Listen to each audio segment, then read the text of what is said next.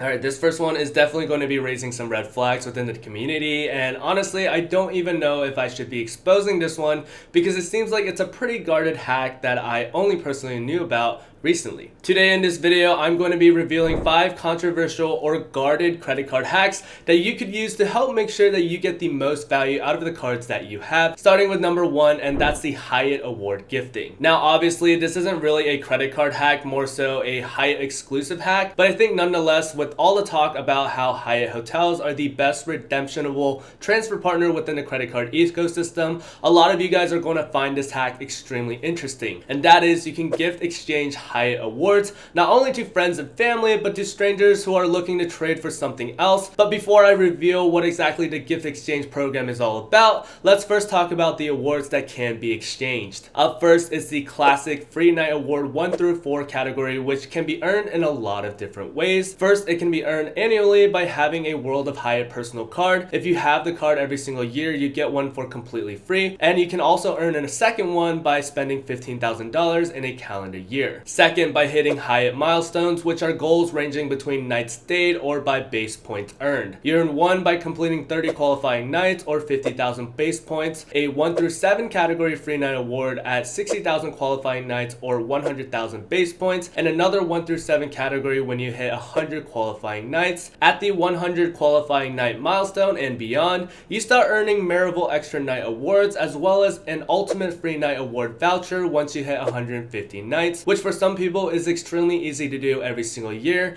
and of course these milestones repeat every year. Another way is by going to 5 unique Hyatt hotel brands in their Brand Explorer tab, which is how I actually got my free night award, by going to a Park Hyatt, Hyatt Regency, Hyatt Place, Hyatt House, and a Thompson Hotel. But with this method, once you explore a brand, you can't re-explore it a year later. This is a one-time thing, so ultimately if you were able to get to all 30 unique brands, you get 6 free night awards for 1 through 4 category hotels. Another Hyatt award type are the Club Access Awards, or CAA, which I believe can only be earned through the Milestone program, which sounds exactly like the name says it is, grants you access to certain hotels' club lounges. You get 2 at the 20 night level and 2 at the 30 night level. Another Hyatt award type are the Suite Upgrade Awards, or SUA, which I also believe can only be earned through the Milestone program. SUAs are an upgrade to a standard suite confirmed at the time of booking for a stay up to 7 nights. Very powerful, especially for stays maxing out at 7 nights. These can be earned at the 40 night mark all the way up to the final tier. And finally, the last Hyatt award type being the Guest of Honor, or GOH, which I believe can be earned through the Milestone program or by being gifted one by someone who already has globalist status. Alright, so with all the major award types covered, let's go back to the Hyatt Gift Exchange,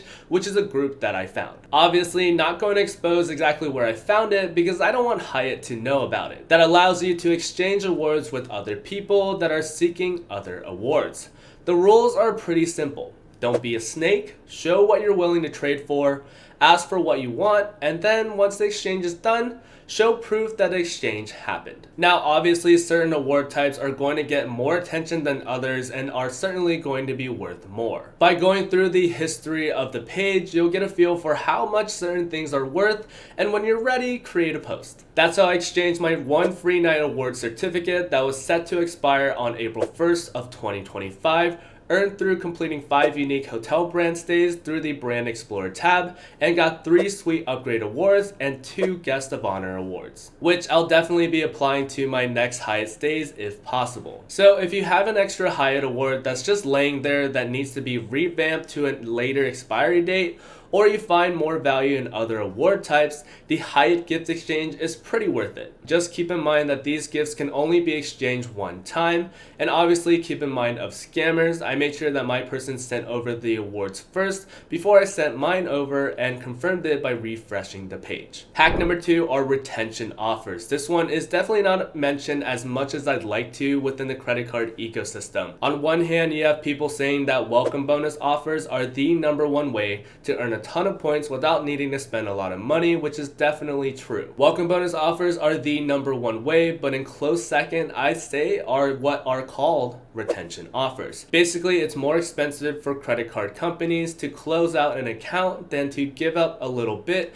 in order for you to keep your account open. This means that with a little nudge, meaning either calling customer service or through chatting with someone online, credit card companies can offer retention offers to retain you as a customer. These offers will typically be similar to the welcome bonus offer structure of a certain amount of points given after hitting a certain spending threshold after a certain amount of time. Just another way to get more bang out of the credit cards that you already are spending money in. I mean, the worst thing they can do is say no, right? They're not going to flat out cancel your card. If you're uncertain about which cards are likely to get retention offers, there are tons of data points online suggesting which cards to ask for retention offers at which time and how much they were able to get. I know offhand that Chase, unfortunately, is extremely finicky in giving retention offers, but American Express and Capital One are pretty willing, so it's definitely worth a try. Hack number 3 are the spending offers and spending bonuses. This one is hidden in plain sight, and I wish more people would talk about it. But it's obvious that a credit card issuer wants you to spend more money because they earn money through you spending more money. If you open up a no annual fee card and just let it sit in the sock drawer and collect dust, the credit card issuer wouldn't earn anything from that card. That's why they offer spending bonuses or spending offers. For example, with my Hilton Surpass card that runs through American Express, you have a tab called Offers alongside Home, Membership, and Account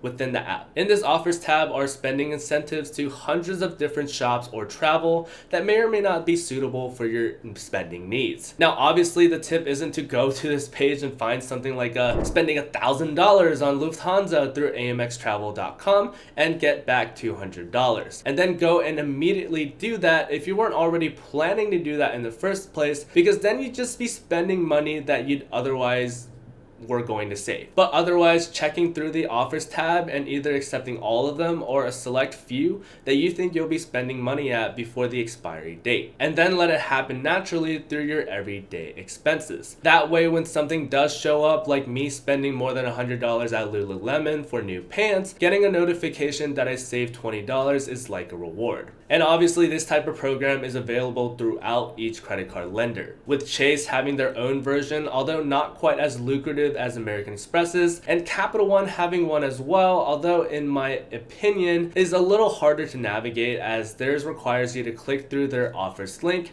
and then spend directly through that link. I think that kind of forces you to make a game time decision instead, rather than letting the spending be a little more natural. Still, if you were going to spend money already, it doesn't hurt to see if there's a credit card offer that you can use to save a couple of bucks. The other one that I hadn't mentioned yet was what I like to call spending bonuses. Occasionally, for whatever reason, I'm assuming it's to obviously entice you to spend more money. Credit card issuers, more specifically Chase, tends to do this a lot, tax on additional spending categories to certain cards through some periods of time. These categories can be pretty useful ones, like earning 5x on groceries, gas, and restaurants, through a card like the Chase Freedom Flex, whose only powerful category is earning 3x on dining. So the additional 5x on high spending categories like groceries and gas are super appreciated. The only issue is sometimes these categories might be available on a less desirable card, like a United one or a hotel one, but the offers are still pretty decent. One caveat is that you do need to physically check by going to a website linked to Chase and typing in the last 4 digits of your card in order to see if you were lucky enough to get one of these offers. And as you can tell by the comment section, some people are way luckier than others. Still, being able to earn 5x on groceries, gas, and restaurants for 2 months is pretty insane. Hack number 4 are transfer partners. This isn't really a hack, as more of a public announcement, as there are people who definitely would benefit from hearing this information. But the credit card points that you're earning through your Chase or American Express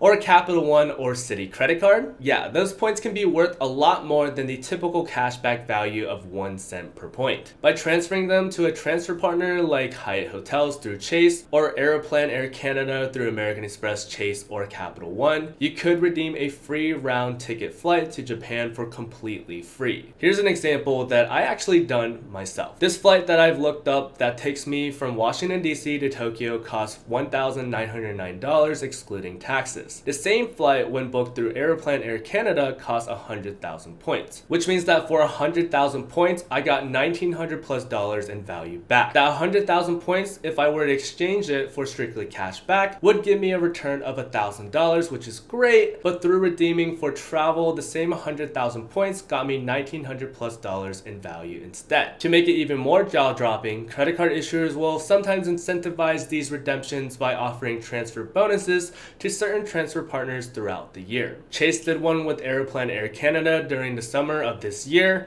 at a 30% increased bonus, so for the same 100,000 points, I only needed to spend 77,000 points instead. And finally, hack number 5, multiple welcome bonus offers. Remember when I said that completing welcome bonus offers are the #1 way to earn a ton of points without spending a ton of money to do so? Well, there are ways to secure multiple bonus offers for the exact same card. There have been rules and regulations that have unfortunately been put in place as credit card issuers have caught on through the years, but this hack is still great nonetheless. For example, the Chase Sapphire Preferred is one of the most highly sought after beginner travel credit cards because it unlocks Chase's transfer partner list at a rate of $95 per year, which is its annual fee. No other credit card issuer allows this to happen at such a cheap price point. In turn, the typical welcome bonus offer for the Chase Sapphire Preferred is a 60,000 point offer, but will throughout the year increase to an elevated 80,000 point offer. Although we did just see a hybrid 60,000 point offer plus $300 credit offer not too recently. Within the terms and conditions, Chase regulates that you can only get one welcome bonus offer for the Chase Sapphire Preferred every 48 months,